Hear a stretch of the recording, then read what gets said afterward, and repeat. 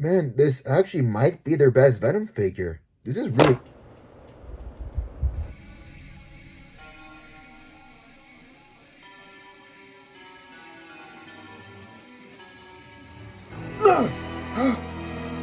How did we fall off the shelf? Okay, let's just calm down. Put the hands back on. Put the figure back on the shelf. It can't be that hard, right?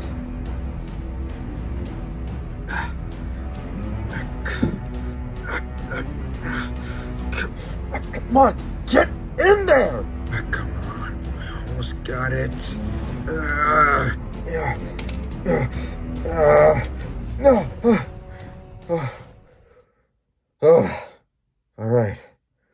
I did it. Let's put this figure back on the...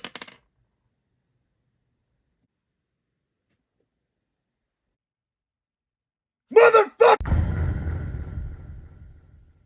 Hello everybody, it is me, and welcome to episode 3 of Angel Rants. And for this video's topic, we are going to talk about one of the worst figures I have ever owned. And that figure is the JM Toys Freeze figure. Now, I know what you're gonna say. Angel, that's not Freeze, that's obviously Sub-Zero. And yeah, you're right. However, this figure is what we collectors like to call a third-party action figure.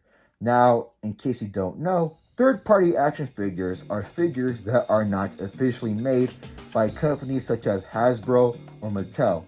So basically, this figure is technically a knockoff, which means that a lot of these companies are making these figures illegally. And that's why this figure is called Freeze. They can't legally use the name Sub-Zero because if they did, they would probably get sued or even worse, be forced to shut down. So yeah, short story, this figure is called Freeze, but we all know it's Sub-Zero. Now, as for the topic of third-party figures, I actually do own a couple of them. This Goku figure, made by 5K Toys, is amazing. You can't even tell that this is a third-party figure. It looks like an actual SH Figuarts Dragon Ball figure. This CT Toys Black Suit Spider-Man figure, although small in size and the head itself was actually funky, this is actually a custom head, is still pretty good, and its quality is actually very similar to an SH Figuarts figure. So as you can tell, although I don't have a lot of bootleg third-party figures, I do have a couple, and I do think some of them are actually pretty good. So that's why I was interested in this third-party Sub-Zero action figure. Anyways, before I start to explain why this figure sucks, let's change the setup a little bit. There we go. Also, let me tell you a quick little story to further emphasize why this figure was so disappointing. During this time this figure was announced, we haven't gotten a lot of good Mortal Kombat figures. There were Storm collectibles, but their figures are generally around the 7-inch scale, which of course does not look that well compared to 6-inch figures. Also, from what I hear, they lost the Mortal Kombat license too, so I don't even think they make Mortal Kombat figures. So, I always wanted a good Mortal Kombat action figure. Mortal Kombat is probably one of my favorite video game franchises of all time, and I get why a lot of companies don't make figures of Mortal Kombat characters. It's because it's a very gruesome franchise. I mean, this is a franchise where people constantly get killed, chopped up, and eaten. So, yeah, I don't blame it when companies don't make figures. However, when this figure was announced, it looked really good. And although I don't collect a lot of cloth figures, I mean, the closest thing I have to a magical figure are the Ninja Turtles. And those figures are amazing, but they don't have that many soft goods added to them. But I was willing to make an exception for this figure because it looked so good, and it was Sub-Zero, one of my favorite Mortal Kombat characters. However, when the month of August came, I heard a lot of bad things about this figure, but I was still willing to give it a chance, and I thought some people were maybe exaggerating a little bit. So, was I right? Well, in case you can't tell from the video title, I was fucking wrong! So, let's start off with the positives. In terms of aesthetics, this figure is amazing. The painting and sculpting are top notch, and the fabric is surprisingly really well done. It's nice and stretchy, and it doesn't really feel cheap at all. which is surprising considering this is a third-party figure. I should also mention that this figure is based off of Sub-Zero's design from Mortal Kombat X, which is one of my favorite designs for the character. This figure does a good enough job capturing that design. Although it's not completely accurate, it's still good enough in my opinion. Also, the accessories are really good. You get a nice variety of hands, one head, some nice weapons, and you get a head with the spinal cord, which of course replicates his iconic fatality. So, after all that, you must be thinking right now, Angel, you seem to be liking this figure a lot. So what's wrong with it? Well, my dear viewer, it's fucking everything else! Especially the articulation, which is hot garbage! Okay, that's a bit of an exaggeration. The upper body is actually not that bad. It's pretty good, especially given all the cloth he's wearing. As you can see, you get a good amount of range in the head, the arms,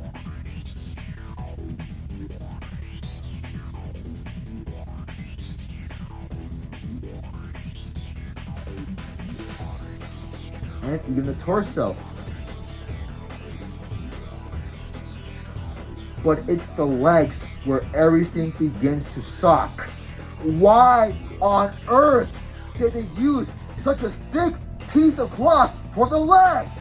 That's how far his leg can go. Even if you force it, the fabric won't move. And that's how far the legs kick out. And you know what? Maybe I can let this slide if this weren't on a character like Sub-Zero, a person who's, oh, I don't know, a fucking ninja! What were they thinking? Who thought, hey, you know what? Let's use a fucking thick-ass piece of fabric so it can't fucking kick. Oh yeah, it's not like I bought a fucking action figure which is meant to be moved and put in action-like poses. Who thought this was a good idea? Actually, Angel, Sub-Zero is not a ninja. In Mortal Kombat 11, there is a dialogue exchange where he says that the Lin Kuei are not ninjas. How can you, a supposed Mortal Kombat fan, make a mistake that simple? You know what? You're a fake fan. Do yourself a favor and delete this video. I'll be right back. Because no one would want to see this rage-bait garbage. Do it now. Wait, Angel. Wait, I was just joking. Come on.